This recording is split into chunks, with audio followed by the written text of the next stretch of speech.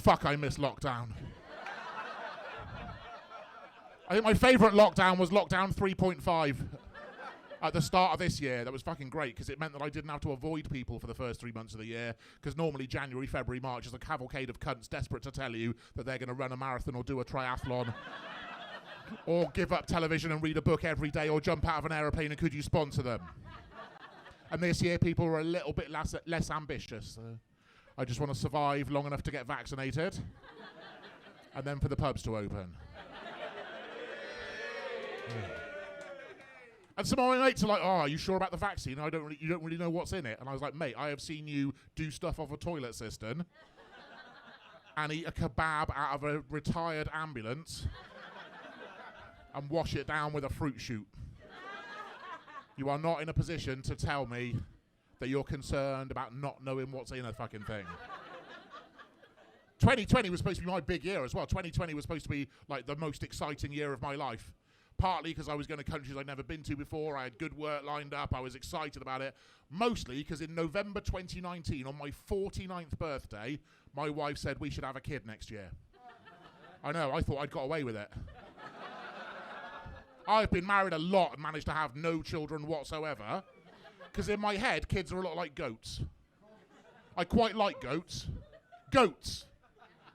I like goats. I think goats are beautiful. I understand the people that own goats love the goats that they own, but I have never had any desire to own any or clear up their shit. And in fairness, my wife's a bit younger than me, so I'd always assumed she'd have kids with her next husband. But as she pointed out, she didn't expect it to work out either, and it seemed to be going okay, so could we have a kid? And I said, yeah, that'll be fine, because deep down I thought, well, this will never fucking happen. You've been on the pill for 12 years, and I'm old. I am not pumping out the stuff, like it trickles out like a widow's tears.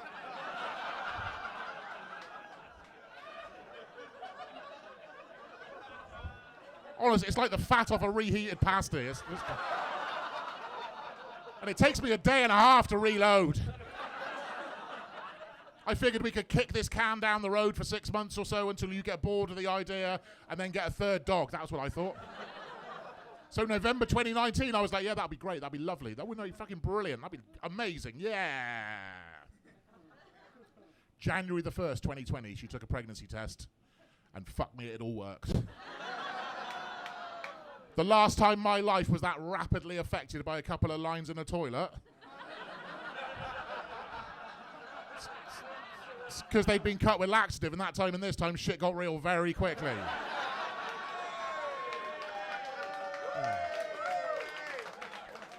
She became massively pregnant, which apparently is tradition. And then he was like 2 weeks late, and then after a mere 3.5 days labour and an emergency operation, produced the kid. And then people turn up, they're like, it's like you've caught a prize fish. People are like, what did he weigh? Ask another fucking question, what did he weigh? I tell them, but I only tell them in metric. Just because they've got no fucking idea. What did he weigh? 4.3 kilos?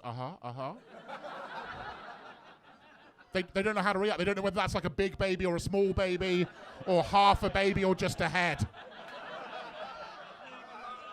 They don't know whether to be like congratulatory or sympathetic. Because the object of babies is to have the biggest possible one, apparently, to cause the most fucking damage. To like kick his way out. That's what you want. 4.3. Yeah, 4.3 kilos. It's about a third of a swan. Roughly 1/12 the weight of the largest carp caught in a British waterway. Just to give him context. It's cool, I like him. He's a good kid. I like him a lot. He'll be a year old next month. That's fucking crazy.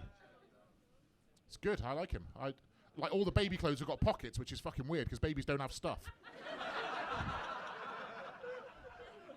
Like, why is my wife constantly complaining that she buys trousers that don't have functional pockets, and then his trousers have got like 7 functional pockets?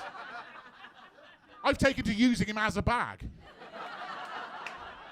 I just put my stuff in his pocket. Also, when you pay contactless with a baby, because you put a credit card in his back pocket and you just like swipe the baby, people look at you like you're a king.